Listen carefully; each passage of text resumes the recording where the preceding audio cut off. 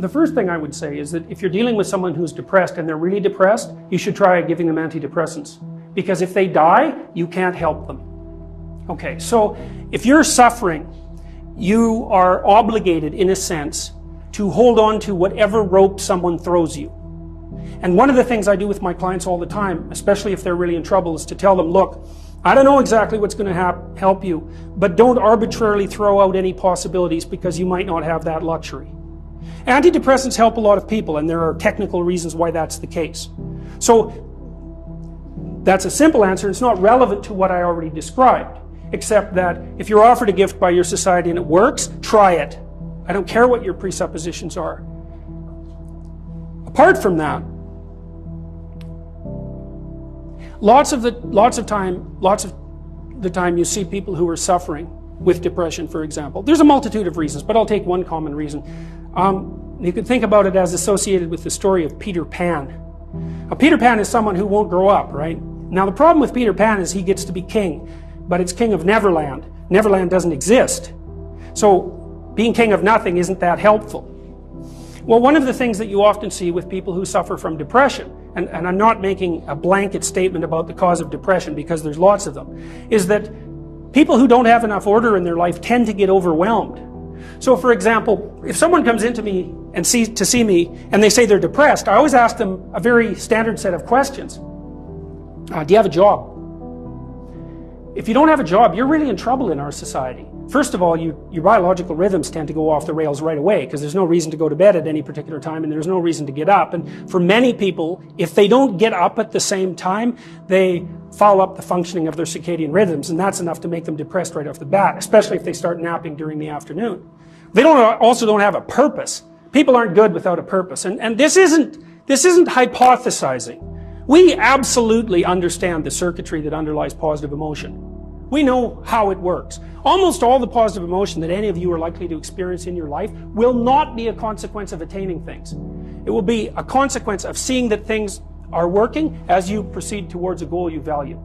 That's completely different. And you need to know this because people are often stunned, for example. They finish their PhD thesis and their presupposition is that they're going to be elated for a month. And often instead they're actually depressed. And they think, what the hell, I've been working on this for 7 years and I handed it in and what do I do now? And that's what depresses them, right? It's the what do I do now? Well, they're fine if they enjoyed it, pursuing the thing. As long as it was working out, they get a lot of enthusiasm and excitement out of that because that's how our nervous systems work.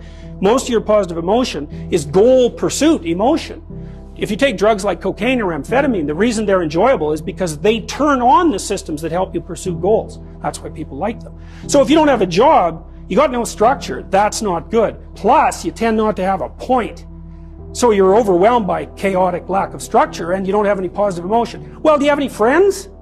So sometimes you see people who are depressed, they have no job, they have no friends, they have no intimate relationship, they have an additional health problem, and they have a drug and alcohol problem. My experience has been if you have 3 of those problems, it's almost impossible to help you. You're so deeply mired in chaos that you can't get out because you make progress on one front and one of your other problems pulls you down. So one of the things I tell people who are depressed is like, don't sacrifice your stability. Get a job, even if it's not the job you exactly want. Get a damn job. You need a job. Find some friends. Get out in the dating circuit.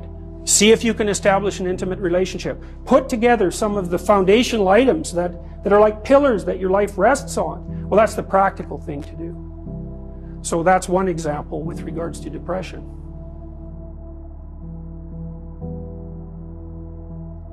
Well, the thing is, you don't just launch it on them, you got to negotiate with the person, and you also got to teach them to negotiate with themselves, and this is something that's very useful to know. You can tyrannize yourself into doing things, but I wouldn't recommend it. What I would recommend instead is that you ask yourself what you're willing to do. It's a really effective technique. It's like a meditative technique. So for example, you can get up in the morning and you can think, well, I'd like to have a good day today, so I'd like to go to bed tonight without feeling guilty because I, didn't do some things I said I was going to do, and I'd like to have kind of an interesting day. So you got to fulfill my responsibilities, and I want to, enjoy the day. Then you can ask yourself, well, okay, what would I have to do in order for that to happen that I would do? And the probability, if you practice this for 3 or 4 days, is your brain will just tell you, it'll say, well, you know, there's that piece of homework that you haven't done for like 3 weeks, you should knock that sucker off because it would only take you 10 minutes and you've been avoiding it and torturing yourself to death for, you know, like 72 hours straight. And if you do that, here's a little interesting thing you can do, and, you know, maybe this is little obligations you should clean up. And so what you do in a situation like that is you teach the person to negotiate with themselves. Say, well, let's figure out what your aims are. You got to have some aims, whatever they are. And they might say, well, I'm so depressed I don't have any aims. And then I say, well, pick the least objectionable of the aims and act it out for a while and see what happens. Because sometimes your emotional systems are so fouled up that you have to pretend, you have to act the thing out before you can start to believe it. I mean, people always assume they have to believe and then act, but sometimes that's true and lots of times it isn't. So the trick, if you're doing therapeutic work with somebody and you're helping them establish a structure, is to find out what they'll do. Now, if they want to get better, which is not a given, because there are often payoffs for not getting better. That's basically the payoffs of being a martyr, or maybe the payoffs of doing what your entirely pathological family members want you to do because they actually want you to fail. Assuming you want to get better, there's usually something you can figure out that would constitute a step towards some sort of concrete goal. And my presumption, it's a behavioral presumption fundamentally, is that small accruing gains that repeat are unbelievably powerful. So, you know, this is another thing to know about in your own life. It's something I learned in part from reading the writings of Alexander Solzhenitsyn, who's a great Russian philosopher and novelist. You know, he said, you can look at your life and you can see what isn't right about it. I mean, all you have to do is look. And then you can start to fix that. And the way you fix it is by noticing what you could in fact fix. You know, people are often trying to fix things they can't fix, which I would not recommend, because if you try to fix something you can't fix, you'll just ruin it. Like, you can find all sorts of undergraduates who are perfectly willing to restructure the, the international economic system, who cannot keep their room clean. And there's actually a gap there, you know, and it's surprising that people don't actually notice. So I would say, if you pay attention, you can see things that you could fix. They yell at you. They really do. We even know how that happens. Let me give you an example, because rooms are full of stories, and the stories have effects on you. So here's a classic experiment.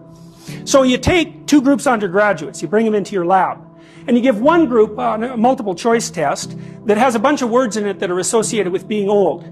And you give the other group the same multiple choice test, except the words are associated with being young. This is independent of the content of the test. It's just descriptions. And then you time the undergraduates as they walk back to the elevators. The ones who completed the multiple choice test that had more words associated with aging walk slower back to the elevators. And they don't know that.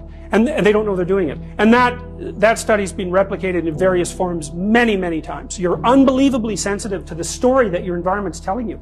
Because your environment is not made out of objects.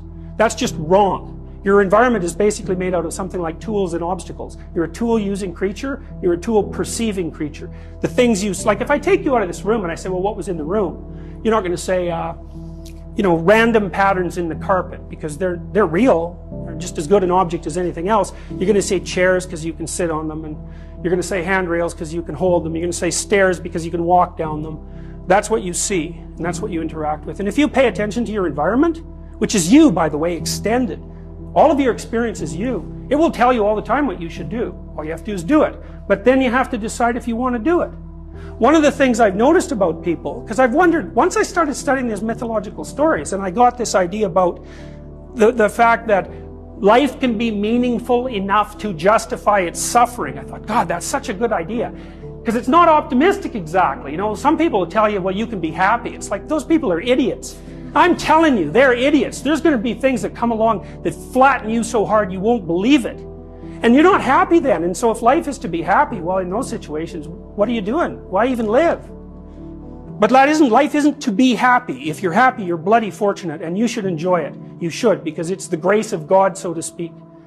With regards to meaning, I thought, well, people know when they're doing something meaningful. They can tell. So why the hell don't they do meaningful things all the time? It seems obvious. You could do it. I mean, it's hard, you know, because other people want you to do other things, and it's a struggle, but everything's a struggle. And then I thought, well, oh, I get it. I see why. It took me about 10 years to figure this out. People have a choice.